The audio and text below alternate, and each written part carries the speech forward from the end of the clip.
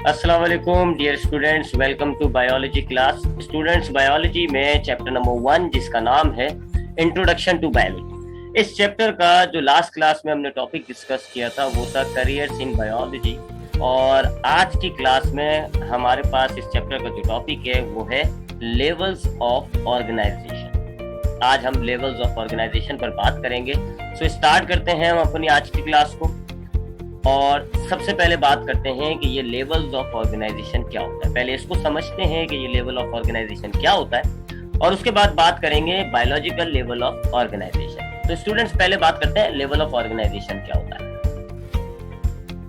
Students, level of organisation क्या है? अगर हम अपनी दुनिया में, अपनी वर्ल्ड में, अपनी दुनिया में चीजों की बनावट को देखें तो हमारी दुनिया में तकरीबन तमाम चीजें कुछ इस तरह बनी हुई हैं, कुछ इस तरह तैयार हुई हुई है कि स्टार्ट होती है ये सबसे छोटी चीज से। इनमें सबसे छोटी चीज पाई जाती है, उसके बाद वो छोटी चीज कंबाइन होती है, बहुत सारी छोटी चीजें आपस में कंबाइन होंगी और आपकी एक बड़ी चीज तैयार हो जाती है। एक बड़ा स्ट्रक्चर बन जाएगा आपका, जिसको आप कह लो कि आपका एक नेक्स्ट लेवल पे चला गया आपका ऑब्जेक्ट। अब वो बड़ा स्ट्रक्चर जो है वो मजीद कंबाइन होगा, मजीद आपस में कंबाइन होगा और एक नया बड़ा स्ट्रक्चर बन जाएगा, एक नया लेवल मिल जाएगा। चीजें आपस में कंबाइन होती जाएंगी, आपका ऑब्जेक्ट बड़ा होता जाएगा, बड़ा होता जाएगा, बड़ा होता जाएगा। लेवल्स ऑफ ऑर्गेनाइजेशन, इसे कहेंगे हम लेवल ऑफ ऑर्गेनाइजेशन। क्या मतलब कि अगर हमारे पास कोई भी चीज को हम देखेंगे, सबसे छोटी चीज से स्टार्ट होता है, वो चीजें आपस में कंबाइन होंगी, आपका ऑब्जेक्ट का जो साइज है ना वो थोड़ा बढ़ जाएगा, थोड़ा ऑब्जेक्ट जो है वो इंक्रीज हो जाएगा, ये नेक्स्ट लेवल हो गया। अब उसके बाद क्या होगा? मजीद चीजें कंबाइन होंगी, मजीद आपका ऑब्जेक्ट थोड़ा सा बढ़ जाएगा, साइज में बढ़ जाएगा, ये आपका नेक्स्ट लेवल हो गया। चलो इसको एग्जाम्पल से समझो। मैं आपको कह रहा हूँ तकरीबन हर चीज आपकी दुनिया में तैयार हुई है, तो जरा दुनिया ही की बात कर लें। हमारे पास हम स्टार्ट ले रहे हैं जी ईंटों से, ब्रिक्स। ये सबसे छोटी चीज है, मैं इससे स्टार्ट करता हूँ, that is the first level. अब मैं क्या करता हूँ? मैं इन ईंटों को कंबाइन करता हूँ, मैं बहुत सारी ईंटों को कंबाइन करूंगा तो मेरे पास एक बड़ा स्ट्रक्चर तैयार होगा। बहुत सारी ईंटों को कंबाइन करके जब मैं तैयार करता हूँ तो एक बड़ा स्ट्रक्चर मिलता है, विच इज अ बिल्डिंग। एक बिल्डिंग कैसे तैयार होती है? बहुत सारी ईंटों को कंबाइन करेंगे आप, और ये अब आपका स्ट्रक्चर थोड़ा बड़ा हो गया। Now it is the next level. अब आपको अगला लेवल चाहिए। अब आप क्या करोगे? इन बिल्डिंग्स को कंबाइन करोगे। जब आप बहुत सारी बिल्डिंग्स को कंबाइन करते हैं तो आपके पास एक बड़ा स्ट्रक्चर तैयार हो जाता है, विच इज सिटी। एक शहर तैयार हो जाता है। बहुत सारी बिल्डिंग्स के मिला के आप एक शहर बना लेते हो। बहुत सारे शहरों को मिला लो आप, तो क्या तैयार होता है? कंट्री, जो कि साइज में और बड़ा होता है। और बहुत सारे कंट्रीज को अगर आप मिला लेते हैं तो अब आपके पास क्या तैयार होती है? पूरी दुनिया बन जाती है, जो कि और ज्यादा बड़ा होती है। आपने देखा दुनिया की बनावट कैसी है? लेवल्स में तकसीम हुई हुई है। चीजें मिलाते जा रहे हो, अगला लेवल मिलता जा रहा है, चीजें मिलाते जा रहे हो, अगला लेवल मिलता जा रहा है। हर लेवल पिछले लेवल से सब बड़ा है, हर लेवल पिछले लेवल की कॉम्बिनेशन से तैयार हो रहा है और पिछले लेवल से बड़ा है। आपके पास ईंटों से स्टार्ट किया आपने, ईंटों को कंबाइन किया, अगला स्ट्रक्चर मिल गया आपको बिल्डिंग। बिल्डिंग को कंबाइन किया, अगला स्ट्रक्चर मिल गया सिटी। सिटी को कंबाइन किया, कंट्री मिला, कंट्रीज को कंबाइन किया, वर्ल्ड मिला। हर लेवल पिछले लेवल से बड़ा है, हर लेवल पिछले लेवल से मिलके बनता है। एक और एग्जांपल लेते हैं, एक और एग्जांपल लेते हैं। इस बार हम एग्जांपल लेते हैं जी करेंसी की, पैसों की। हमारे पास पैसों में सबसे पहली, सबसे स्टार्टिंग चीज जो है वो होती है जी 1 रुपए का सिक्का। ये सबसे छोटा है हमारे पास करेंसी। अब क्या करते हैं हम? अब हमें बड़ा चाहिए, थोड़ा सा बड़ा स्ट्रक्चर करना है हमें करेंसी को। क्या करेंगे? हम कंबाइंस करेंगे, कॉइन्स को कंबाइन करेंगे। हमारे पास एक थोड़ा बड़ा नोट हासिल हो जाता है, जिसको हम कहते हैं कि 10 रुपए का नोट है। अब 10 रुपए का नोट कैसे मिलता है? एक रुपए के 10 सिक्के कंबाइन कर लो, आप बड़ा नोट मिल जाता है 10 का। अब आपको थोड़ा और बड़ा नोट चाहिए, क्या करोगे आप? अब आप 10 रुपए के नोट्स को कंबाइन करो। जब आप 10 रुपए के नोट्स को कंबाइन करते हो तो आपको एक बड़ा नोट मिल जाता है 100 रुपीज का। अब 100 रुपए का नोट कैसे तैयार हुआ? 10 के आपने 10 नोट कंबाइन किए, 100 रुपए का नोट तैयार हो गया। अब आपको मजीद बड़ा नोट चाहिए, क्या करेंगे आप? अब आप 100 रुपीज के नोट को कंबाइन करते हैं। जब आप 100 रुपीज के 5 नोट को कंबाइन करते हो तो 500 बन जाते हैं। और आप 500 के नोट को कंबाइन करोगे तो आपके पास एक और बड़ा नोट आ जाता है 1000 रुपीज। ये 1000 रुपए का नोट कैसे बना? लेवल्स में बना हुआ है। सबसे पहले स्टार्ट किया आपने कॉइन से, कंबाइन किया 10 रुपए का नोट, मजीद कंबाइन किया 100 रुपीज का नोट, मजीद कंबाइन किया 500 का, मजीद कंबाइन किया 1000 का। है ना नोट आपके? इसमें आपको लेवल ऑफ ऑर्गेनाइजेशन नजर आ रही है। आपकी बॉडी, आपके ये जो नोट है इनकी बनावट कैसी हुई है? लेवल्स में हुई हुई है। और वही दो बात है। पहली बात क्या? आपका हर लेवल पिछले लेवल से बड़ा है। और दूसरी बात क्या, आपका हर लेवल कैसे हासिल होता है, पिछले लेवल की चीजों को कंबाइन करें। प्रीवियस लेवल की चीजों को कंबाइन करोगे, आपको अगला बड़ा लेवल मिल जाता है और वो बड़ा होता है। तकरीबन आपकी तकरीबन हर चीज इसी तरह ही बनावट है। आप अपनी नॉर्मल जो बुक्स होती हैं, आपके जो टेक्स्ट बुक है सब्जेक्ट्स की, इनकी मिसाल लें आप। इन बुक के अंदर इनका साइज बहुत बड़ा है, लेकिन इनकी बनावट देखें आप, इनकी बनावट में भी आपको लेवल्स नजर आएंगे। स्टार्ट होते हैं जी आपके बुक अल्फाबेट से, ए बी सी डी, इन अल्फाबेट से स्टार्ट हो रहा है। ये आपकी बुक की बनावट में सबसे छोटी चीज है, alphabet A B C D. That is the starting level of your book. अब आप क्या करते हैं, अब आप इन अल्फाबेट्स को कंबाइन करते हैं। जब आप बहुत सारे अल्फाबेट्स को कंबाइन करते हैं, आपको अगला बड़ा लेवल मिल जाता है वर्ड्स, जैसे कि आई, ही, मी, शी, इट, दे, ये वर्ड्स मिलते हैं। आप अल्फाबेट्स को कंबाइन करते हैं, आपको वर्ड्स मिल जाते हैं। ये आपका अगला लेवल हो गया।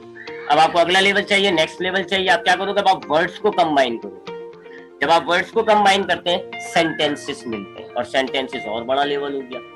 जैसे हमने I am going to school, अब यहाँ मैंने 5 वर्ड्स कंबाइन कर लिया, I am going to school. 5 words को कंबाइन किया मैंने, अगला बड़ा एक सेंटेंस तैयार हो गया। फिर हम क्या करते हैं, इन सेंटेंसेस को कंबाइन करते हैं, पूरा पूरा पैराग्राफ तैयार हो जाता है। फिर इन पैराग्राफ्स को कंबाइन करते हैं तो पूरी बुक का एक पेज तैयार होता है, एक सफा। और फिर ऐसे सफे कई सारे मिलाते हैं, फिर जाके हमारी बुक तैयार होती है ना। लेवल्स, अल्फाबेट से हमारे पास वर्ड्स बने, वर्ड्स से हमारे पास सेंटेंसेस बने, सेंटेंसेस से हमारे पास पैराग्राफ बना, पैराग्राफ से पेज बना, पेज से बुक बन गई।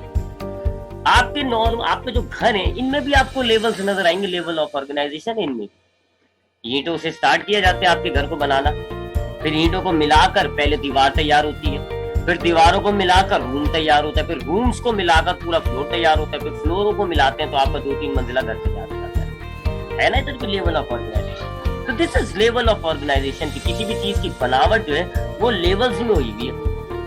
हर लेवल पिछले लेवल से बड़ा होता है, हर लेवल पिछले लेवल को कॉम्बिनेशन से बनता है। बिल्कुल इसी तरीके से लिविंग ऑर्गेनिजम्स जो हैं, चाहे वो छोटे हों, चाहे वो बड़े हों, चाहे वो प्लांट्स हों, चाहे वो एनिमल्स हो, ह्यूमन, हर लेवल ऑर्गेनिज्म, हर किस्म का जो लिविंग ऑर्गेनिज्म है, सब में भी आपको लेवल्स ऑफ ऑर्गेनाइजेशन मिलेगी। लिविंग ऑर्गेनिजम्स के अंदर भी आपको यही मामला मिलेगा कि आपके पास लेवल्स में तैयार हुआ होगा लिविंग ऑर्गेनिज्म, हर लेवल पिछले लेवल से बड़ा होगा, हर लेवल पिछले लेवल की कॉम्बिनेशन से तैयार हुआ होगा। तो लिविंग ऑर्गेनिजम्स के अंदर जो लेवल्स पाए जाते हैं, लेवल ऑफ ऑर्गेनाइजेशन, उनको हम कहते हैं बायोलॉजिकल लेवल्स ऑफ ऑर्गेनाइजेशन। अब जो जितना बड़ा ऑर्गेनिज्म होता है उसमें उतने ज्यादा लेवल्स होंगे, जो जितना छोटे होते हैं उनमें लेवल्स कम होते हैं। हम बिल्कुल बहुत बड़े लेवल तक की बात लेकर जाएंगे। तो लिविंग ऑर्गेनिजम्स के अंदर भी आपको लेवल्स ऑफ ऑर्गेनाइजेशन मिलती है, और ये जो लिविंग ऑर्गेनिजम्स के अंदर लेवल ऑफ ऑर्गेनाइजेशन है, इसको हम कहते हैं बायोलॉजिकल लेवल ऑफ ऑर्गेनाइजेशन। कौन कौन से हैं जी बायोलॉजिकल लेवल्स ऑफ ऑर्गेनाइजेशन में, कौन कौन से लेवल्स पाए जाते हैं, जरा इस पर बात करते हैं। तो बायोलॉजिकल लेवल ऑफ ऑर्गेनाइजेशन जो है वो स्टार्ट होता है, जो सबसे पहला लेवल है, जो स्टार्टिंग लेवल है, it is called atomic level. ये आपका स्टार्टिंग पॉइंट, ये आपका फर्स्ट लेवल एटॉमिक लेवल कहा जाता है। तो हमारी लेवल ऑफ ऑर्गेनाइजेशन जिस चीज से स्टार्ट हो रही है, जो सबसे छोटी चीज हमारी बॉडी में पाई जा रही होती है, they are called atoms. Atoms कहा जाता है हमारी बॉडी का सबसे छोटा जो लेवल है, जो सबसे छोटी चीज आपकी बॉडी के अंदर, they are called atoms. Chemistry में आपने पढ़ा होगा, all elements are made up of atoms. दुनिया का तमाम एलिमेंट जो होता है वो एटम से बना हुआ होता है। एटम बहुत छोटे होते हैं, इतने छोटे कि आपको अपनी नेकेड आई से नजर नहीं आ सकते, इतने छोटे होते हैं। ये सबसे छोटी एंटिटी है लिविंग ऑर्गेनिज्म की, सबसे छोटा, सबसे बेसिक, सबसे स्टार्टिंग लेवल है एटम्स।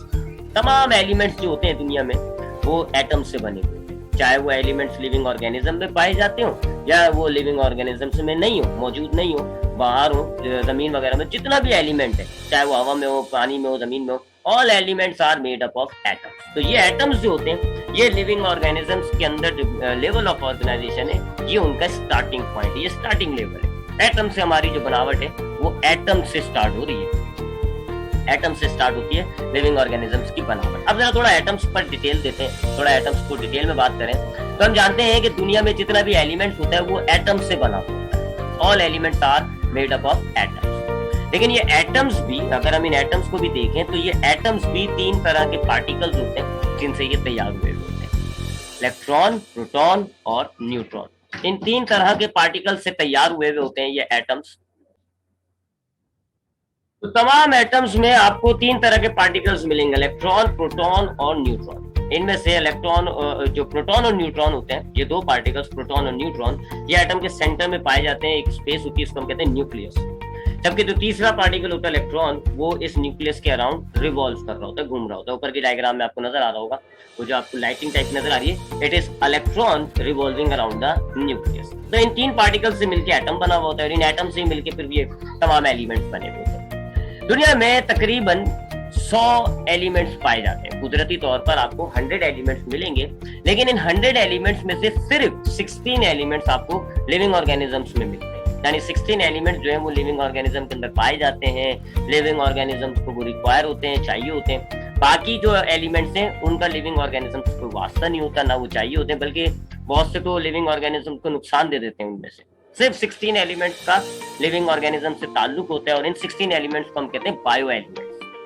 ठीक है, और आपकी बॉडी में इन्हीं 16 एलिमेंट्स के एटम्स पाए जाएंगे। बाकी जो 100 में से जो 16 में से बच जाएंगे, उनके एटम्स नहीं होंगे। आपकी बॉडी में सिर्फ इन्हीं बायो एलिमेंट्स के एटम पाए जाते हैं।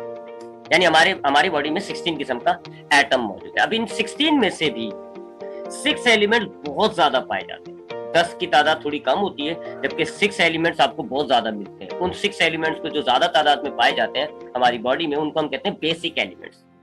कौन कौन से हैं जी? Carbon, oxygen, hydrogen, nitrogen, sulphur और फास्फोरस।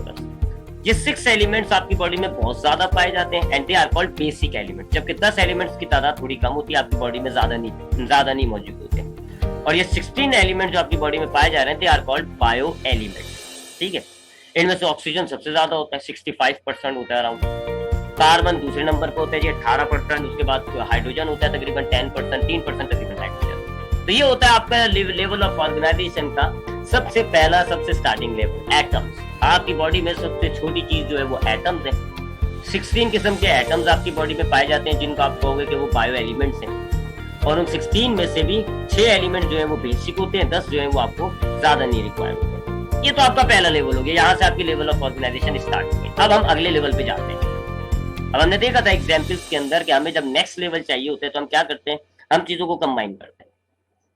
हम चीजों को कंबाइन करेंगे, हमें जो है वो अगला लेवल मिल जाएगा जो कि थोड़ा बड़ा होगा। तो अब हम यहाँ एटम्स को कंबाइन करेंगे। ठीक है, एटम्स को कंबाइन करेंगे तो हमें नेक्स्ट लेवल मिल जाता है। अब नेक्स्ट लेवल पर आते हैं तो नेक्स्ट लेवल कहलाता है जी, जो सेकंड लेवल हो गया, मॉलिक्यूलर लेवल। एटम्स को कंबाइन करने से ये लेवल हासिल होता है, और हम जानते हैं कि एटम्स को कंबाइन करते हैं तो मॉलिक्यूल्स बनता है। तो अगला लेवल आपका क्या हो गया? मॉलिक्यूल्स हो गया। मॉलिक्यूल्स क्या होते हैं? एटम्स की कॉम्बिनेशन से तैयार होते हैं। एटम्स को अगर आप कंबाइन करेंगे तो मॉलिक्यूल्स तैयार होते हैं। मिसाल के तौर पे ये मैंने 5 एटम्स ले लिए, 4 एक जैसे हैं, एक जरा डिफरेंट है। ये 5 एटम्स हैं, अब मैंने इनको अगर कंबाइन कर दिया, now it is a molecule. अब ये एक मॉलिक्यूल हो गया, और आप देख लें इंडिविजुअल एटम के हिसाब से इसका साइज बड़ा है। तो मॉलिक्यूल्स आपका नेक्स्ट लेवल हो गया। आप एटम्स को कंबाइन करेंगे तो आपको मॉलिक्यूल्स मिल जाते हैं। मुख्तलिफ एटम्स को कंबाइन करते हैं तो मॉलिक्यूल्स मिल जाते हैं।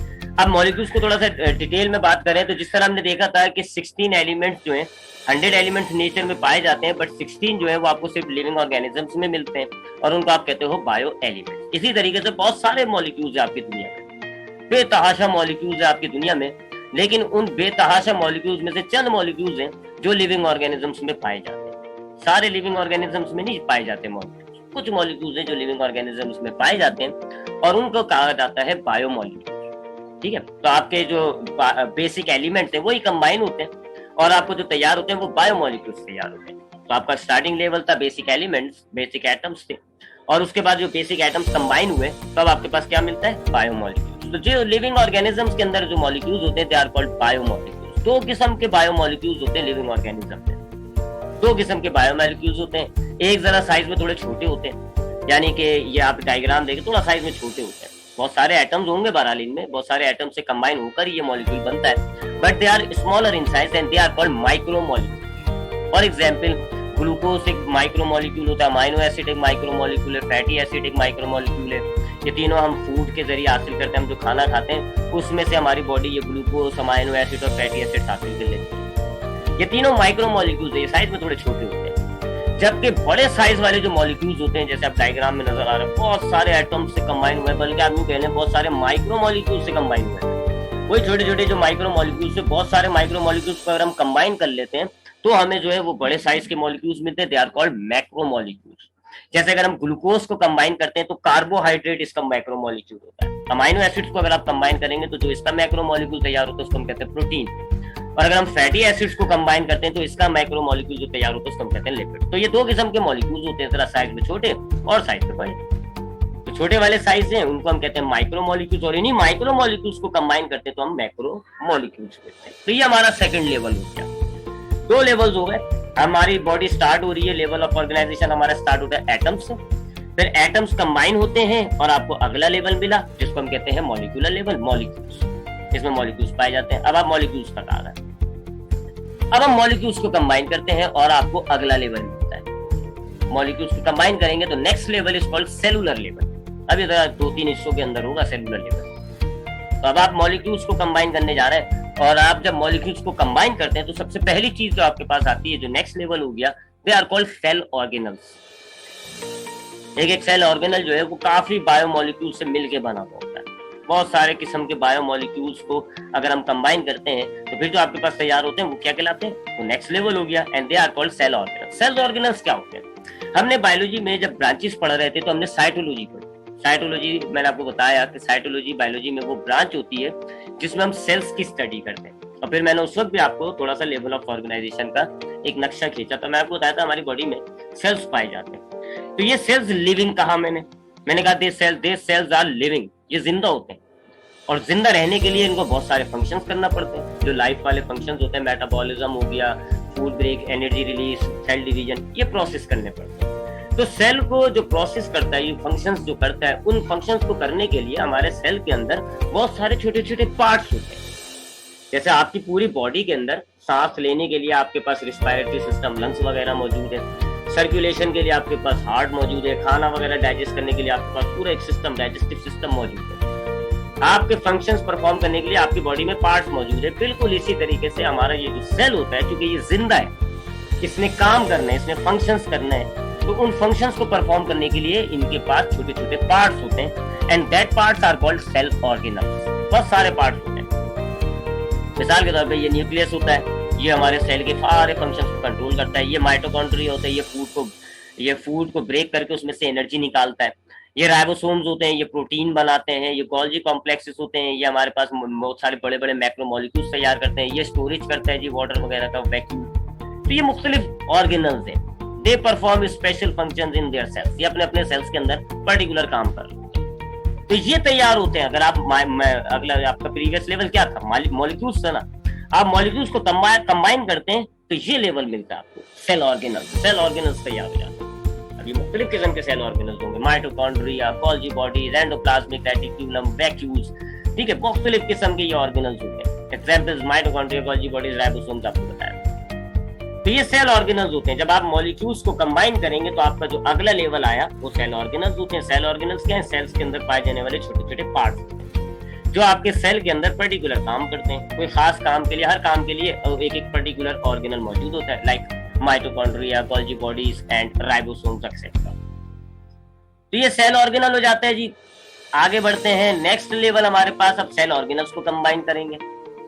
अब हमने देखा अभी कि हमारे पास मुख्तलिफ सेल ऑर्गेनल्स है। अगर आप पूरे तमाम सेल्स ऑर्गेनल्स को कंबाइन कर लें, यानी तमाम सेल ऑर्गेनल जो सेल के अंदर जितने भी ऑर्गेनल्स पाए जाते हैं, अगर वो सब मिलके काम करते हैं तो फिर आपके पास एक पूरा फंक्शनल सेल तैयार हो जाता है।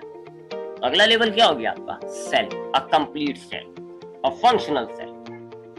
एटम्स को कंबाइन किया, मॉलिक्यूल्स को कंबाइन किए, सेल ऑर्गेनल्स, और अब आपने तमाम सेल ऑर्गेनल्स को एक जगह इकट्ठा कर लिया तो आपके पास एक फंक्शनल सेल तैयार हो जाता है। बिल्कुल जिंदा सेल तैयार हो जाएगा। यहां से, इस लेवल से आपकी लाइफ स्टार्ट हो जाती है। इससे पिछले तमाम लेवल्स जिंदा नहीं थे, इनसे पिछले तमाम लेवल्स में लाइफ नहीं थी। लाइफ आपकी यहां से स्टार्ट हो जाती है। ये लिविंग है। सेल जो है वो जानदार है, ये लिविंग होता है, ठीक है।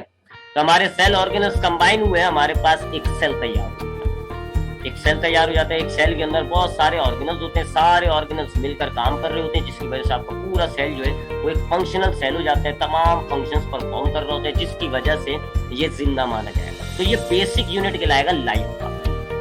आपकी बॉडी का स्ट्रक्चरल बेसिक यूनिट यानी बनावटी एतबार से तो सबसे छोटा यूनिट क्या था? एटम्स था। लेकिन atom, molecule, cell, organelle they are dead, वो नॉन लिविंग है। एटम वाला लेवल भी नॉन लिविंग है, मॉलिक्यूल वाला लेवल भी नॉन लिविंग है, सेल ऑर्गेनल भी नॉन लिविंग है, ये लिविंग है, ये जानदार है। ठीक है, इसमें लाइफ आपकी स्टार्ट हो गई। अब आपकी लाइफ जो है वो बड़ी होती जाएगी। तो ये सेल होता है जी। तो आपका अगला लेवल क्या हुआ? सेल ऑर्गेनल्स कंबाइन किया हमने तो सेल तैयार हो गया, ये हमारा अगला लेवल है। इंसानी बॉडी की अगर हम बात करें तो इंसानी बॉडी में 4 किस्म के सेल्स होते हैं। जैसे 4 नहीं, सॉरी, कई किस्म के होते हैं। यहाँ मैंने आपको 3 दिखाए हैं। मसल सेल्स होते हैं जिनसे हमारे मसल्स तैयार हुए होते हैं। खून के सेल्स होते हैं जिनमें रेड ब्लड सेल्स होते हैं, व्हाइट ब्लड सेल्स होते हैं। उसके अलावा आपके नर्वस सिस्टम जिससे आपका ब्रेन, स्पाइनल कॉर्ड वगैरह तैयार हुआ होता है, उन सेल्स को हम कहते हैं नर्व सेल्स। फिर आपके अपर लेयर जो होती है उसमें सेल्स पाए जाते हैं, उनको हम कहते हैं एपिथेलियल सेल्स। फिर ग्लैंडुलर सेल्स होते हैं जो ग्लैंड तैयार होते हैं। तो कई किस्म के सेल्स आपकी बॉडी में पाए जाते हैं। ये हो गया जी सेल। अब हम सेल्स को कंबाइन करते हैं और आपका अगला लेवल मिलता है आपको। अब हम सेल्स को कंबाइन करते हैं, तो जब हम सेल्स को कंबाइन करते हैं तो आपके पास जो नेक्स्ट लेवल आता है उसको हम कहते हैं tissue. Tissue is the next level which can be obtained by combining cells. तो जब आप सेल्स को कंबाइन करते हैं तो आपको टिश्यू मिलता है। टिश्यू क्या होता है? टिश्यू असल में बहुत सारे सेल का एक मजमुआ होता है, बहुत सारे एक जैसे सेल्स। याद रखिएगा, एक जैसे सेल्स, अलग अलग सेल्स का टिश्यू नहीं होता है। एक जैसे सेल्स जिनको काम एक जैसा परफॉर्म करना होता है। अगर आप उन सारे सेल्स को, एक जैसे सेल्स को जिन्हें सिमिलर फंक्शन परफॉर्म करना होता है, अगर हम उनको एक जगह इकट्ठा कर लें तो अब ये थोड़ा बड़ा हिस्सा बन जाता है। इसको हम कहते हैं कि ये टिश्यू है। यानी एक आपकी बॉडी का एक छोटा सा टुकड़ा ले लें आप, खाल का टुकड़ा, गोश्त का टुकड़ा, खून का छोटा सा sample, it is called tissue. ठीक है, आपका खाल का अगर हम टुकड़ा लेते हैं उसमें बहुत सारे सेल्स हैं आपकी स्किन के, तो ये क्या हो गया? टिश्यू हो गया। अगर आप खून का एक सैंपल ले लेते हैं, ब्लड का एक सैंपल ले लेते हैं, इसमें बहुत सारे ब्लड सेल्स होते हैं, तो ये बहुत सारे ब्लड सेल्स कंबाइन हुए हैं, तो ये हो गया टिश्यू। अब आपका अगला लेवल क्या है? Tissues which is obtained by combining cells. आप बहुत सारे सेल्स को कंबाइन करते हैं, सिमिलर सेल्स को कंबाइन करेंगे तो आपको टिश्यूज मिल जाते हैं। हमारी बॉडी में 4 किस्म के टिश्यूज होते हैं। इंसानी बॉडी की बात कर रहे हैं, हम एनिमल्स की बात कर रहे हैं, तो 4 किस्म के टिश्यूज है। बस मस्कुलर टिश्यू होता है, एपिथेलियल टिश्यू होता है, कनेक्टिव टिश्यू होता है और नर्वस टिश्यू होता है। ठीक है, ये 4 किस्म के टिश्यूज से हमारी बॉडी बनी होती है। अब टिश्यूज से आगे बढ़ते हैं। अब हम टिश्यूज को कंबाइन करते हैं। अब जब आप टिश्यूज को कंबाइन करते हैं तो आपका अगला लेवल आता है ऑर्गन। ये और ज्यादा बड़े होते हैं। टिश्यूज का साइज मैंने आपको क्या बताया? छोटा सा टुकड़ा, आपकी खाल का छोटा सा टुकड़ा, गोश्त का छोटा सा टुकड़ा, खून का छोटा सा सैंपल, ये था टिश्यू का साइज। अब आप बहुत सारे टिश्यूज को, जो कि मैंने आपको बताया 4 किस्म के टिश्यूज होते हैं, आप अगर टिश्यूज को कंबाइन करते हैं अपनी बॉडी में, आपकी बॉडी में टिश्यूज कंबाइन हो जाते हैं। सिमिलर जिन टिश्यूज को एक जैसा काम करना होता है वो सारे टिश्यूज कंबाइन हो जाते हैं और अब आपका एक बड़ा ऑर्गन, एक बड़ा पार्ट तैयार होता है जिसको आप कहते हैं ऑर्गन्स। ऑर्गन्स क्या है? Tissue combined to form organs. ये जो आपकी बॉडी में जो पार्ट्स हैं, हार्ट आपका एक ऑर्गन है, लंग्स आपका एक ऑर्गन है, आईज आपके एक ऑर्गन है, एयर आपका एक ऑर्गन है, स्टमक आपका एक ऑर्गन है, they are organs. Each organ is made up of different tissues. बहुत सारे टिश्यूज की तय पे तय लेयर्स बनी हुई होती है और उससे आपका ये ऑर्गन तैयार होता है। ये आपका अगला बड़ा लेवल हो गया ना। टिश्यू का साइज थोड़ा छोटा था, अब ऑर्गन्स का साइज थोड़ा बड़ा हो गया। आपका दिल का साइज काफी बड़ा होता है, लंग्स काफी बड़े होते हैं, तो अब आपका साइज बढ़ गया। ठीक है, तो ऑर्गन्स आपके पास हो गए। बहुत सारे ऑर्गन्स होते हैं आपके पास। हर ऑर्गन का अपना अपना स्पेसिफिक काम होता है। एग्जाम्पल्स मैं आपको दे चुका हूँ। दिल आपका एक ऑर्गन है जो आपके ब्लड को सर्कुलेट करता है। लंग्स आपका एक ऑर्गन है जो आपकी एयर को इनहेल करता है, एक्सहेल करता है। ब्रेन आपका एक ऑर्गन है जो आपकी पूरी बॉडी को कंट्रोल करता है। तो टिश्यूज कंबाइन होते हैं, आपके पास नेक्स्ट लेवल आ जाता है विच इज ऑर्गन। साइज में ये टिश्यू से बहुत बड़ा होता है, स्पेसिफिक काम कर रहा होता है। आपकी बॉडी में बहुत सारे ऑर्गन्स पाए जाते हैं, पार्ट्स आपका अपनी बॉडी के छोटे छोटे पार्ट्स कहलाते हैं। अब अगला लेवल पे आते हैं जी। अब हमारी बॉडी में ये जो डिफरेंट ऑर्गन्स होते हैं ये भी फिर कंबाइन हुए हैं। हमारी बॉडी में मुख्तलिफ ऑर्गन्स आपस में कंबाइन होते हैं और फिर एक बड़ा स्ट्रक्चर तैयार होता है, उसको हम कहते हैं सिस्टम्स। सिस्टम्स होते हैं हमारी बॉडी के अंदर जो कि कैसे बने हुए? Combination of the organs. बहुत सारे ऑर्गन्स कंबाइन होते हैं और सिस्टम्स तैयार हो जाते हैं। आपकी बॉडी में डाइजेस्टिव सिस्टम होता है, पर्टिकुलर काम होंगे, याद रखिएगा। जिस तरह ऑर्गन्स का पर्टिकुलर काम था ना, ब्रेन का काम था आपकी बॉडी में कंट्रोल करना, लंग्स का काम था इनहेलेशन वगैरह, इसी तरीके से जो सिस्टम्स मिल रहे हैं आपको ऑर्गन्स की कंबाइन होने से, जो सिस्टम मिलते हैं इनके भी पर्टिकुलर काम होते हैं। जैसे कि आपके डाइजेस्टिव सिस्टम होता है बॉडी में, इसका काम होता है कि आप जो खाना खाते हैं उसमें से जो यूजफुल मटेरियल्स होते हैं, न्यूट्रिएंट्स होते हैं, उनको अलग करके ब्लड में डिसॉल्व करते हैं। और जो वेस्ट होता है उसको अलहदा करके उसको बॉडी से डिस्चार्ज कर देना। इसी तरह सर्कुलेटरी सिस्टम होता है, इसका काम होता है आपकी पूरी बॉडी में ब्लड को सर्कुलेट करना। नर्वस सिस्टम होता है जो आपकी पूरी बॉडी के तमाम फंक्शंस को कंट्रोल कर रहा होता है। रिस्पिरेटरी सिस्टम होता है जो आपकी बॉडी के अंदर एयर को अंदर लाता है, बाहर एयर, आपकी बॉडी के अंदर से जो एयर होती है जिसमें कार्बन डाइऑक्साइड ज्यादा होती है उसको बाहर निकाल देता है। तो ये सिस्टम्स होते हैं जो कि बहुत सारे, अब जैसे अब डाइजेस्टिव सिस्टम की बात करें तो हमारे डाइजेस्टिव सिस्टम में बहुत सारे ऑर्गन हैं। माउथ एक ऑर्गन होता है, सलेवरी ग्लैंड एक ऑर्गन होता है, एसोफेगस एक ऑर्गन होता है, स्टमक एक ऑर्गन होता है, लीवर, पैंक्रियास, बहुत सारे ऑर्गन से कंबाइन होकर आपका ये डाइजेस्टिव सिस्टम बना हुआ है। सर्कुलेटरी सिस्टम की बात करें तो ब्लड वेसल्स ऑर्गन है, उसमें हार्ट ऑर्गन है, ब्लड आपका ऑर्गन माना जाएगा, उसमें ब्लड तो बड़ा टिश्यू है। तो दिस इज सिस्टम्स। आपने ऑर्गन्स को कंबाइन किया और आपको अगला बड़ा लेवल मिल गया जिसको आप कहते हो सिस्टम्स। आपकी बॉडी में मुख्तलिफ ऑर्गन्स कंबाइन हो जाते हैं, एक साथ मिलकर काम करना शुरू कर देते हैं और ये तैयार हो जाता है आपका सिस्टम। अब सिस्टम को कंबाइन करने की बारी, अगले लेवल पे जाना है तो हम सिस्टम्स को कंबाइन करते हैं। अगर आप इस सारे सिस्टम्स को, digestive system, respiratory system, circulatory system, nervous system, reproductive system, तमाम सिस्टम्स को आप अगर कंबाइन कर लें, एक जगह इकट्ठी कर लें, तो ये अब आपका एक पूरा जानदार, एक पूरा ऑर्गेनिज्म तैयार हो जाएगा। A complete organism is been formed. एक कंप्लीट ऑर्गेनिज्म में मुख्तलिफ सिस्टम्स होते हैं, हर सिस्टम का अपना एक पर्टिकुलर काम कर रहा अपना पर्टिकुलर काम होता है। तमाम सिस्टम्स जो है वो आपस में मिलकर काम करते हैं और फिर पूरा एक जानदार तैयार हो जाता है। मिसाल के तौर पे डाइजेस्टिव सिस्टम, सर्कुलेटरी सिस्टम, ये सारे सिस्टम्स हैं आपकी बॉडी में, अभी सारे मिल के काम करेंगे तो अब आपका ये पूरा एक ऑर्गेनिज्म तैयार हो गया। This is the next level. Systems की कॉम्बिनेशन से आपको क्या मिल गया, अगला लेवल मिल गया, एक पूरा ऑर्गेनिज्म। अब जरा दोहराएं तो हमने कहाँ से स्टार्ट किया था, एटम से स्टार्ट किया था। कितना छोटा था, इतना छोटा कि आपको नेकेड आई से नजर नहीं आ रहा था, और आप कंबाइन करते करते कितने बड़े स्ट्रक्चर पे पहुंच गए, पूरे एक इंसान तक पहुंच गए आप। ठीक है ना, हुआ ना लेवल्स ऑफ ऑर्गेनाइजेशन। छोटी चीज थी, कंबाइन हुई, थोड़ा बड़ा हो गया, फिर थोड़ा बड़ा हो गया, ऐसे बड़ा होते होते होते होते आप एटम से स्टार्ट हुए थे, कहाँ पहुंच गए आप, ऑर्गेनिजम्स पे पहुंच गए। तो यहाँ तक की लेवल ऑफ ऑर्गेनाइजेशन क्या हुई, स्टार्ट हुए हमारी बॉडी की जो बनावट स्टार्ट होती है एटम्स से, फिर एटम्स कंबाइन होते हैं, मॉलिक्यूल्स बनते हैं, मॉलिक्यूल्स कंबाइन होते हैं तो सेल ऑर्गेनल्स बनते हैं, सेल्स के छोटे छोटे पार्ट। फिर ये सेल ऑर्गेनल्स, सारे सेल ऑर्गेनल्स मिलकर काम करते हैं तो पूरा एक सेल तैयार हो जाता है। सेल्स आपस में कंबाइन होते हैं तो टिश्यूज बनते हैं, सिमिलर टिश्यूज आपस में कंबाइन होते हैं तो ऑर्गन्स बनते हैं, ऑर्गन्स आपस में कंबाइन होते हैं तो सिस्टम तैयार होता है। सारे सिस्टम मिलकर काम करते हैं तो पूरा एक जानदार, पूरा एक ऑर्गेनिज्म तैयार होता है। ह्यूमन की एग्जाम्पल लेके चल रहे हैं तो पूरा ह्यूमन एग्जाम्पल जो है वो तैयार होता है। अब अगले लेवल पे आते हैं, अब ह्यूमन से भी तो कंबाइन करें ना, आगे बड़े बड़े लेवल पे आते हैं। अब ये तो आपके पास एक ह्यूमन तैयार हुआ है। अब आते हैं टैक्सोनोमिक लेवल। अब टैक्सोनोमिक लेवल क्या होते हैं जी, इससे पहले जो हमने लेवल देखे थे उसमें पूरा एक आखिर में पूरा कंप्लीट जानदार तैयार हो गया था, वो एक सिंगल स्पीशी था।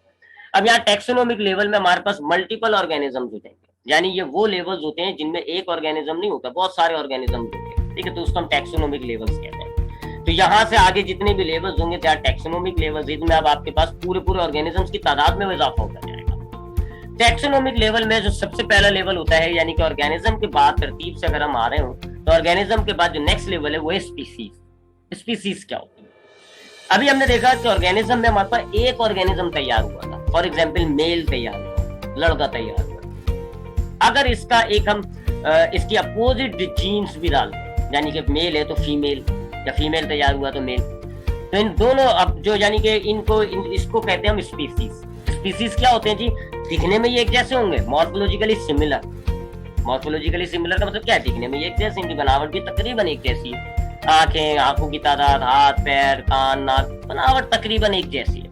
But they can interbreed and produce fertile offspring, लेकिन ये आपस में ब्रीडिंग करके ऑफस्प्रिंग को पैदा कर सकते हैं, तो ये स्पीसी होती है।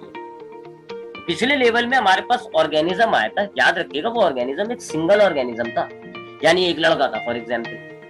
अब स्पीसी में क्या होगा, अब इसके साथ स्पीसी में क्या होगा, इस ऑर्गेनिज्म के साथ एक और ऑर्गेनिज्म जुड़ जाता है जो कि इससे मॉर्फोलॉजिकली सिमिलर होगा, लेकिन ये आपस में इंटरब्रीड करके ऑफस्प्रिंग्स पैदा कर सकते हैं। जैसे कि अगर वहां लड़का तैयार हुआ तो एक लड़की बन जाती है, एक लड़की ले लें आप, इन दोनों को मिलाए तो ये बन गया स्पीशी, ह्यूमन स्पीशी। तो एक ह्यूमन स्पीशी में अगर हम खाली ह्यूमन बोलेंगे तो इंसान लड़का भी हो सकता है, वो लड़की भी हो सकती है, और अगर हम ह्यूमन स्पीशी बोलेंगे तो मेल फीमेल दोनों शामिल करना है। तो ये स्पीशी हो गई जी। अब यहाँ से आपके ऑर्गेनिज्म डबल हो गए, एक लड़का एक लड़की, डबल ऑर्गेनिज्म होगा। ये आपका नेक्स्ट लेवल था। स्पीशी के बाद अगला लेवल जो होता है उसको हम कहते हैं पॉपुलेशन। पॉपुलेशन क्या होती है? अगर ऐसे इसी तरह की ये ह्यूमन स्पीशी है, यानी ये पेयर है मेल फीमेल का, ये एक पेयर है, इसका मतलब ये एक स्पीशी है। इसी तरीके से बहुत सारी स्पीशीज को हम एक जगह इकट्ठा कर लें, मगर वो स्पीशीज सेम होनी चाहिए। यानी अगर ह्यूमन है तो सारे ह्यूमन होने चाहिए, ह्यूमन स्पीशीज होनी चाहिए। याद रखिएगा, दोबारा बोल रहा हूँ, ऑर्गेन ह्यूमन बात कर रहा हूँ मैं, ह्यूमन ऑर्गेनिज्म की बात कर रहा हूँ, तो इसका मतलब है वो खाली एक ऑर्गेनिज्म, यानी इंसान लड़का है तो बस सिर्फ लड़का। और अगर मैं ह्यूमन स्पीशी बोलूंगा तो इसका मतलब लड़का प्लस लड़की, दोनों की पेयर की बात हो रही है। ठीक है, तो हमारे पास ऑर्गेनिज्म तैयार हुआ, मुख्तलिफ सिस्टम को हमने कंबाइन किया, पूरा एक ऑर्गेनिज्म तैयार हुआ, वो एक इंसान है, एक ह्यूमन है। फिर हमने उसका एक और सामने एक और ह्यूमन रख दिया, वो सामने जो ऑर्गेनिज्म है, जो सामने जो ह्यूमन है, मॉर्फोलॉजिकली सिमिलर है, लेकिन वो आपस में इंटरब्रीडिंग कर सकते हैं। यानी अगर मेरे पास मेल तैयार हुआ था तो मैंने फीमेल ले ली, फीमेल तैयार हुआ तो मैंने मेल ले लिया। तो अब ये जो मेल फीमेल कॉम्बिनेशन है, इसको हम कहते हैं स्पीशीज। और फिर अगर हम इन्हीं ह्यूमंस की बहुत सारी स्पीशीज को इकट्ठा कर लें, यानी कि अपने चचा मामू ताया ताई सारे इकट्ठे, लेकिन सारे इंसान होने चाहिए, सिंगल स्पीशीज, ये हो जाती है पॉपुलेशन। मिसाल के तौर पे शादी ब्याह में हम जाते हैं, वो ह्यूमन पॉपुलेशन होगी, क्योंकि शादी ब्याह में हम जाते हैं तो हमारा चचा भी होते हैं, चची भी होती है, ताया भी होते हैं, ताई भी होती है, नाना भी होते हैं, नानी भी होती है, दादा भी होते हैं, दादी भी होती है, भाई भी होता है, भाभी भी होती है। पूरी ह्यूमन स्पीशी है, और सब आपस में बहुत सारी ह्यूमन स्पीशीज कंबाइन हुई एक ही जगह पर मौजूद है। तो अगर एक ही स्पीशी, बहुत सारी एक ही स्पीशी है, एक ही स्पीशी के बहुत सारे मेंबर एक ही जगह पर एक ही स्पेसिफिक हैबिटेट में जमा हो जाते हैं, इसको हम कहते हैं पॉपुलेशन। ठीक है, जैसे कि ह्यूमन पॉपुलेशन आप पहले डायग्राम में आपको नजर आ रहे थे कि कितने सारे ह्यूमन स्पीशीज मौजूद है, तो ये वही ह्यूमन पॉपुलेशन। अब इस ह्यूमन पॉपुलेशन से अगले लेवल पर आते हैं। अब ह्यूमन पॉपुलेशन के बाद जो नेक्स्ट लेवल होता है उसको हम कहते हैं कम्युनिटी। कम्युनिटी में क्या होता है, हम वही जैसे हमने पॉपुलेशन में सिंगल स्पीशीज जमा की थी ना, पॉपुलेशन के अंदर हमारे पास बहुत सारी स्पीशीज है, और सारी अलग डिफरेंट किस्म की स्पीशीज को अगर हम इकट्ठा करते। ठीक है, पॉपुलेशन में क्या था, हमारे पास बहुत सारी स्पीशीज थी, बट ऑफ सेम स्पीशीज थी हमारे पास। कम्युनिटी में हमारे पास डिफरेंट स्पीशीज होती है, यानी कि इंसानों की भी बहुत सारी नस्ल होगी, इंसानों के भी काफी पेयर होंगे, गधे के भी पेयर होंगे, घोड़े के भी पेयर होंगे, बिल्ली के भी पेयर होंगे, प्लांट्स के भी होंगे। मुख्तलिफ स्पीशीज को अगर मैं इकट्ठा कर लेता हूँ वो कम्युनिटी होती है, सेम स्पीशी को इकट्ठा करता हूँ वो पॉपुलेशन होती है। समझ आई बात? अगर मैं सेम स्पीशी को एक जगह इकट्ठा करूंगा ये पॉपुलेशन कहलाएगी, और अगर मैं मुख्तलिफ स्पीशीज को इकट्ठा करूंगा ये कम्युनिटी कहलाएगी। मिसाल के तौर पे मैंने अपने बहुत सारे दोस्तों को, कोलीग्स को, रिश्तेदारों को एक जगह इकट्ठा कर लिया, ये पॉपुलेशन है, क्योंकि मैंने एक ही स्पीशी इकट्ठी करी। और अगर मैंने बहुत सारे लोगों को जमा भी किया, साथ साथ वो अपने पेट्स भी ला रहे हैं, पैरोट्स भी आ गए, तोते भी आ गए, पौधे भी मौजूद हैं, अब ये डिफरेंट स्पीशीज मैंने इकट्ठी कर ली, ये कहलाएगी कम्युनिटी। तो अगर डिफरेंट स्पीशीज इकट्ठी हो जाए एक जगह पे तो उसको आप कहते हो कम्युनिटी। मिसाल के तौर पे इस डायग्राम में आप देखें, ये कम्युनिटी है, ये पॉपुलेशन नहीं है, ये कम्युनिटी है, क्योंकि यहाँ आपको ह्यूमन स्पीशी भी नजर आ रही है, एनिमल स्पीशी भी नजर आ रही है, प्लांट स्पीशीज भी नजर आ रही है। पेड़ पौधे प्लांट स्पीशीज हैं, ये जो गाय आपको नजर आ रही है ये एनिमल स्पीशी है, ये काऊ है, और ह्यूमंस भी नजर आ रहे हैं। तो ये क्या है, ये कम्युनिटी है। पिछली जो डायग्राम मैंने आपको पॉपुलेशन में दिखाई थी वो ह्यूमन पॉपुलेशन थी, क्योंकि उसमें सिर्फ ह्यूमंस नजर आ रहे हैं। ये कम्युनिटी है क्योंकि इसमें आपको मुख्तलिफ ऑर्गेनिजम्स नजर आ रहे हैं। तो ये अगला लेवल हो गया कम्युनिटी। हमारे पास पॉपुलेशन क्या थी, सिंगल स्पीशीज, हमने वहां दूसरी स्पीशीज भी डाल दी और बड़ा कर दिया हमने कम्युनिटी। अब इस कम्युनिटी के अंदर अगर मैं नॉन लिविंग थिंग्स भी इंक्लूड कर दूं, हवा, पानी, एयर, टेम्परेचर, जितने भी नॉन लिविंग, अभी तो ये सिर्फ लिविंग्स की बात हो रही है, लिविंग डिफरेंट स्पीशीज से एक जगह इकट्ठी की है तो कम्युनिटी है। अगर मैं इसमें नॉन लिविंग भी ऐड कर दूं, यानी हवा को भी शामिल कर दूं, पानी को भी, एयर को भी, तो ये कहलाएगा इकोसिस्टम, और बड़ा लेवल।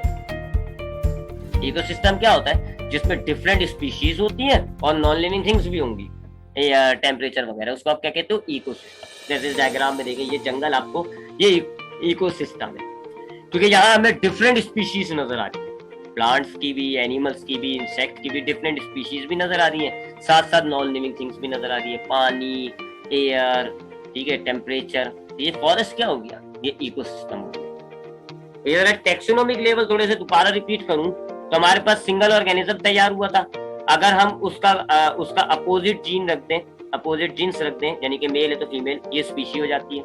फिर एक ही जैसी स्पीशी में बहुत सारी इकट्ठी कर लूंगा, पॉपुलेशन हो जाएगी। उस पॉपुलेशन के अंदर अगर मैं दूसरी स्पीशीज भी डाल दूंगा, यानी मुख्तलिफ स्पीशीज को जमा कर लूंगा, ये कम्युनिटी हो जाएगी। और कम्युनिटी में नॉन लिविंग थिंग्स भी ऐड कर दूंगा तो ये हो जाएगा इकोसिस्टम। और फिर आखिरी स्टेप, आखिरी लेवल, बायोस्फीयर। बायोस्फीयर क्या है जी? हमारी दुनिया के अंदर कई लेयर्स हैं। हमारी जो अर्थ है, इसके अंदर हम 4 लेयर्स मानते हैं: एटमोस्फेयर, हाइड्रोस्फीयर, लिथोस्फीयर और बायोस्फीयर। एटमोस्फेयर के तो आप हवा को, हाइड्रोस्फीयर के तो आप पानी की तह लेयर कह लें आप, तो हवा की लेयर को आप कह रहे हो एटमोस्फेयर, पानी की लेयर को आप कह रहे हो हाइड्रोस्फीयर, जो जमीनी लेयर होती है इसको आप कहते हो लिथोस्फीयर। तीनों नॉन लिविंग है। जबकि जो जानदारों की पूरी आपके दुनिया में जितना भी जानदार है, जितना भी इकोसिस्टम है, उन सब की जो लेयर बनाते हैं, उन सबको अगर आप पार्ट बना लो वो कहलाएगा बायोस्फीयर। तो आपकी दुनिया में 4 बड़ी आप कह लें लेयर्स हैं, 4 बड़े हिस्से हैं। एक एटमोस्फेयर है, हवा, एक पानी है, इसको आप कहते हो हाइड्रोस्फीयर, एक लिथोस्फीयर है जो आपकी जमीन है, और फिर आपकी पूरी दुनिया का तमाम लिविंग ऑर्गेनिज्म कहाँ है? बायोस्फीयर। तो आपकी बायोस्फीयर में बहुत सारा इकोसिस्टम होता है। तो अभी हमने पिछले जो लेवल में देखा था वो इकोसिस्टम था, वो एक सिंगल इकोसिस्टम था, फॉरेस्ट। फिर आप उसमें फॉरेस्ट में उसके बाद दूसरे इकोसिस्टम डाल दें। आपका एक्वेटिक इकोसिस्टम होता है, पॉन्ड इकोसिस्टम होता है, आपका टेरेस्ट्रियल इकोसिस्टम होता है, मुख्तलिफ एयर इकोसिस्टम, आप मुख्तलिफ इकोसिस्टम को ऐड करते हैं।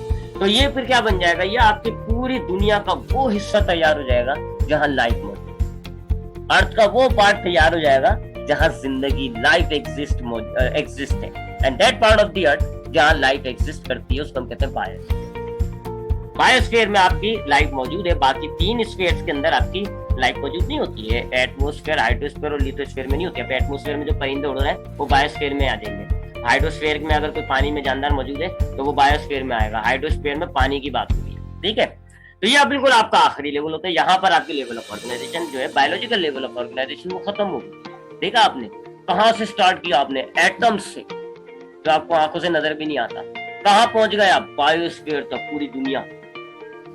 देखा आपने पूरी दुनिया की बनावट कैसी हुई है? Starting with the smallest thing, combine करते गए, बड़ी बड़ी चीज बनती गई। कहां से पहुंच गए कहां तक? ये थी लेवल ऑफ ऑर्गेनाइजेशन। छोटी चीज से स्टार्ट करते हैं, मिलती है, एक बड़ा लेवल बनता है। बड़ा लेवल मिलाया आपको, नेक्स्ट बड़ा लेवल, चीजों को मिलाते जाएंगे। आपका जो ऑब्जेक्ट है वो बड़ा होता जाता है। This is called level of organization. ये थी जी बायोलॉजिकल लेवल ऑफ ऑर्गेनाइजेशन। अब आज की क्लास की जरा समरी की बात करते हैं। तो आज की क्लास में हमने बायोलॉजिकल लेवल ऑफ ऑर्गेनाइजेशन पढ़ा। हमने देखा कि लेवल ऑफ ऑर्गेनाइजेशन क्या होता है, उसके बाद हमने biological level of organization start किया। हमारा बायोलॉजिकल लेवल ऑफ ऑर्गेनाइजेशन है वो एटम से स्टार्ट होता है। एटम्स हमारे पास सबसे छोटी एंटिटी होती है। 16 एलिमेंट्स हैं जिनके एटम्स आपकी बॉडी में पाए जाते हैं। उन एलिमेंट्स को हम बायो एलिमेंट्स कहते हैं। और उन 16 में से भी जो है आपके 6 एलिमेंट जो है वो बेसिक कहलाते हैं। फिर एटम्स कंबाइन होते हैं तो आपको अगला बड़ा लेवल मिलता है, विच इज कॉल्ड मॉलिक्यूल्स। जो मॉलिक्यूल्स लिविंग ऑर्गेनिज्म में पाए जाते हैं उनको आप कहते हो बायोमॉलिक्यूल्स। बायोमॉलिक्यूल्स में जो छोटे साइज वाले होते हैं उनको हम कहते हैं माइक्रोमॉलिक्यूल्स। और इन्हीं माइक्रोमॉलिक्यूल्स से कंबाइन होकर बड़े मॉलिक्यूल्स बनते हैं जिनको हम कहते हैं मैक्रोमॉलिक्यूल्स। फिर ये मॉलिक्यूल्स आपस में कंबाइन होते हैं। सबसे पहले हमारे पास बनते हैं सेल ऑर्गेनल्स। सेल ऑर्गेनल्स आपके सेल्स के मुख्तलिफ छोटे छोटे पार्ट्स होते हैं जो आपके सेल में पर्टिकुलर काम कर रहे होते हैं। फिर ये सेल ऑर्गेनल्स, बहुत सारे किस्म के सेल ऑर्गेनल्स जब आपस में कंबाइन होते हैं, एक साथ मिलकर काम करते हैं, तो ये आपके पास तैयार होता है सेल। यहाँ पर आपकी लाइफ स्टार्ट हो जाती है। फिर सेल्स आपस में कंबाइन होते हैं और फिर आपको मिलता है अगला बड़ा स्ट्रक्चर विच इज टिश्यू, जैसे कि muscular tissue, connective tissue, epithelial tissue वगैरह। फिर टिश्यूज कंबाइन होते हैं तो आपको एक बड़ा स्ट्रक्चर मिलता है जिसको आप कहते हो ऑर्गन्स। आपकी बॉडी में जितने भी पार्ट्स होते हैं, आंखें, दिमाग, lungs, they are called organs. मुख्तलिफ टिश्यूज से कंबाइन होकर आपको ऑर्गन्स मिलते हैं। ये जरा बड़े हो गए। फिर ये आपस में मुख्तलिफ ऑर्गन्स आपस में मिलकर पर्टिकुलर काम करना शुरू कर देते हैं। पूरा एक सिस्टम तैयार हो जाता है। क्या तैयार हो जाता है? एक सिस्टम, जैसे digestive system, respiratory system, circulatory system. Organ से बड़े होते हैं ये।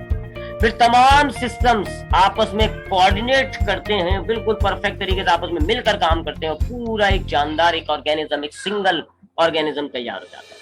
इस सिंगल ऑर्गेनिज्म के साथ उसी का एक मॉर्फोलॉजिकली सिमिलर, लेकिन ऐसा जिससे वो ब्रीडिंग करके ऑफस्प्रिंग पैदा कर सके, ऐसे ऑर्गेनिज्म को भी अगर हम मिला लें तो ये बन जाती है स्पीशीज, जैसे ह्यूमन स्पीशीज। फिर हम एक ही स्पीशी के बहुत सारे मेंबर्स को एक ही जगह इकट्ठे कर लें, एक ही स्पीशी के, सिंगल स्पीशी के बहुत सारे मेंबर्स को एक जगह इकट्ठा कर लेंगे, पॉपुलेशन कहलाती है। पॉपुलेशन में एक ही जैसी स्पीशी मौजूद होती है, लेकिन बहुत ज्यादा होती है।